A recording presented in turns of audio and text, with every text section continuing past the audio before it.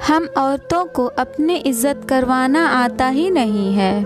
घर में थकी हारी स्नेहा ने कदम अभी रखा ही था कि बेटा तरुण उस पर चिल्लाने लगा, मम्मी आपको पता है कि मैं करेले की सब्जी नहीं खाता हूँ, फिर भी आपने मेरे लिए कुछ और नहीं बनाया। बहुत जोर से भूख लगी है, घर में फ्रूट्स भी आप नहीं रखती। एक तो कॉलेज में आज प्रोफेसर ने पका दिया और फिर थके हारे आओ तो घर में कुछ मिलता ही नहीं है। पीछे पीछे बेटी ताशी भी कमरे से बाहर आ गई। आज का दिन ही खराब है। एक तो क्लास टेस्ट अच्छा नहीं गया और आपने मेरे लिए सलाद भी काट कर नहीं रखा। आपको पता है कि मैं डाइटिंग पर हूँ, आपसे एक काम ढंग से नहीं होता। तरुण ने ताशी की बात का समर्थन किया। हाँ, पापा भी यही कहते हैं कि तुम्हारी मम्मी किसी काम की नहीं, एक भी काम ढंग से नहीं करती। और रही सही कसर बच्चों की दादी ने पूरी कर दी। मेरा बेटा कभी गलत कह ही नहीं सकता। 2 ही बच्चे हैं और उनकी भी जरूरतों का ख्याल नहीं रख पाती है। कितने दिनों से कह रही कि मेरे घुटनों में बहुत दर्द रहता है, ऑर्थो तेल ला दो। मेरा चश्मा टूट गया है, उसे बनवा दो। लेकिन तेरी माँ को फुर्सत ही कहाँ है। सुबह बाजार गई थी और अब लौटी है। उड़ाओ पैसे, मेरा बेटा दिन रात मेहनत करे और तुम आराम से शॉपिंग करो। दादी की बात सुन तरुण और ताशे भी मुस्कुराने लगे। यह देख स्नेहा को गुस्सा तो बहुत आया, लेकिन कुछ नहीं बोली। वो वैसे ही बहुत थकी थी और उन सबको बोलकर या डांटकर अपने आप को और थकाना नहीं चाहती थी। किचन में जाकर पानी पिया, फिर उसने अपने हैंडबैग से सासू जी का चश्मा निकाला और उनको दे दिया। शॉपिंग बैग से ऑर्थो तेल निकालकर उनके सामने रख दिया। फ्रूट्स निकाला और धोकर फ्रूट्स बास्केट में रख दिया। बाजार से लाई सब्जियां निकाल बेटे के लिए सलाद काटकर उसे दे दिया और फिर कमरे में चली गई। जरा सा कुछ कहो नहीं, तुम्हारी मम्मी मुंह फुला लेती है। मेरा सामान लाकर कोई एहसान नहीं किया, मेरे बेटे की कमाई से ही लाई हो, और यही सब पहले कर देती तो हम भी गुस्सा नहीं करते। फालतू में हम सबका दिमाग खराब कर दिया। कनिका जी अपने झेप मिटाने के लिए भी स्नेहा को ही दोष दे रही थी। अभी तक आप समझ ही गए होंगे कि स्नेहा की क्या स्थिति है। अपने ही घर में शायद एक पंचिंग बैग की तरह, जो आता मुक्का मारकर चला जाता। अरे अभी आप पति जी अनिल से तो मिले ही नहीं।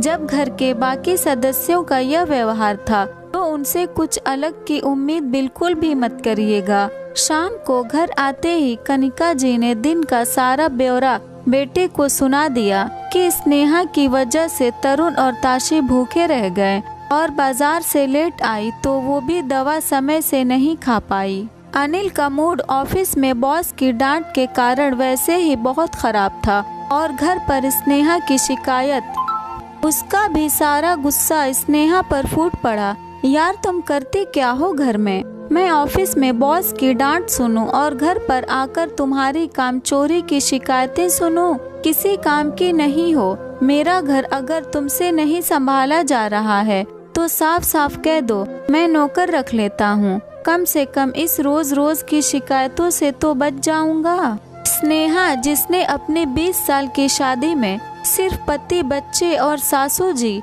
और उनके रिश्तेदारों को खुश करने में बिता दिया, आज यह सुनकर उसकी भी सहने की शक्ति पूरी तरह से खत्म हो गई। उसने कुछ नहीं बोला, लेकिन मन ही मन एक फैसला कर लिया। उसने 2-4 जगह फोन किया और रात का काम खत्म किया और सो गई। सुबह स्नेहा के घर से एक बार फिर तरुण, ताशी, अनिल और कनिका जी के चिल्लाने की आवाज सुनाई दे रही थी।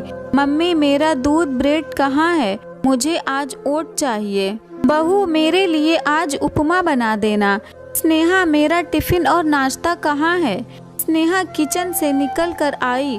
आप सभी को क्या, कैसे और कितना खाना है, इसे बता दीजिए। किचन से एक औरत बाहर आई। ये माया है, आज से आप सभी की जरूरतों का यही ख्याल रखेगी। ये क्या मजाक है स्नेहा? अनिल गुस्से से बोला। हमारे घर में आज तक कोई काम वाली नहीं रखी गई। तुम तुम्हें तो सिर्फ मेरे बेटे की कमाई लुटाने आता है, या घर का काम करेगी तो तुम क्या करोगी? कनिका जी भी तलखी, मम्मी जी मैं वही करूँगी जो 20 सालों से आप लोगों की नजरों में करती आई हूँ, आराम। और अनिल, आपने ही तो कल कहा था कि अगर मुझसे आपका घर नहीं संभल रहा तो आपको साफ साफ कह दूं आप नौकर रख लेंगे। तो आज मैं आपको और बाकी लोगों को साफ साफ बता रही हूँ कि अब मुझसे आपका घर नहीं संभला जाएगा। आप सभी को तकलीफ न हो इसलिए माया को काम पर रख दिया। अब आपको जो चाहिए, जितना चाहिए, सब माया को समझा दीजिएगा। स्नेहा, यह क्या नया नाटक शुरू कर दिया? स्नेहा की बात से बौखलाया अनिल गुस्से से बोला, नाटक? यह नाटक नहीं है। नाटक तो आज तक आप सभी मेरे साथ करते आए हैं। आप पति बनने का, सासू माँ बनने का, और तरुण ताशी, अब उन्हें क्या कहें। आज तक जिस घर को अपना समझकर संभालती आई, कल पता चला कि वो तो मेरा है ही नहीं। मेरी औकात इस घर में एक नौकर की है, या फिर शायद उससे भी बुरी। सुबह से लेकर रात तक सिर्फ और सिर्फ आप लोगों के बारे में सोचती, चिंता करती, लेकिन कभी बदले में मीठे 2 बोल नहीं मिलते। सासू माँ को देखकर, मम्मी जी मैं बाजार, घर की, आपकी, बच्चों की और आपके बेटे की जरूरतों का सामान लेने गई थी। आपके बेटे की कमाई से अपने लिए कुछ नहीं लाई। थकी हारी धूप में घर आई, किसी ने एक गिलास पानी भी नहीं पूछा। उल्टा शिकायतों का बैग लेकर सब शुरू हो गए मुझ पर चिल्लाना। तरुण के कॉलेज में कुछ गलत हुआ तो उसका गुस्सा मेरे ऊपर निकाल दिया। ताशी का पेपर खराब हुआ तो उसने भी अपना गुस्सा मुझ पर निकाल दिया। अनिल को बॉस से डांट पड़ी तो उसका फ्रस्ट्रेशन मुझ पर निकाल दिया। और मम्मी जी, इन्हें पता नहीं मुझसे कौन से जन्म की खुन्नस है, कभी आज तक प्यार से 2 मीठे बोल बोले ही नहीं। आप सभी ने मुझे पंचिंग बैग समझ लिया है, जिसका मन करता आता और अपनी भड़ास और चिड़चिड़ापन निकाल कर चल देता। हर बात पर मुझे झिड़क दिया जाता। कभी भी आप लोगों ने मुझसे पूछा कि तुम्हें कोई तकलीफ है, तुम्हारी कोई चाहत है? इसमें आप लोगों की कोई गलती नहीं, क्योंकि हम औरतों को अपनी इज्जत करवाना आता ही नहीं है। मम्मी जी, आपका बेटा अगर ऑफिस में मेहनत करता है तो मैं भी दिन रात घर में मेहनत करती हूँ। आपका बेटा सुबह 9 से 5 बजे तक नौकरी करता है, जिसमें संडे के अलावा और भी छुट्टी मिलती है, लेकिन मैं 24 घंटे और वो भी बिना छुट्टी लिए आपके बेटे का घर संभालती हूँ। सबको उनकी ज़रूरतों का हर चीज़ सही तरीके से मिल जाता है, फिर भी मुझे कहा जाता है कि मैं किसी काम की नहीं और न ही मैं ढंग से काम करती हूँ। इसलिए मैं आज और अभी से आपके घर की जिम्मेदारी छोड़ रही हूँ। अपने कमरे में जाते हुए स्नेहा पलट कर बोलती है, अनिल, औरत सारी जिंदगी अपने वजूद को भुलाकर मकान को घर बनाने में लगा देती है और बदले में सिर्फ यही चाहत रखती है कि घर के सभी सदस्य उससे सम्मान दें, उससे प्यार के 2 बोल बोले।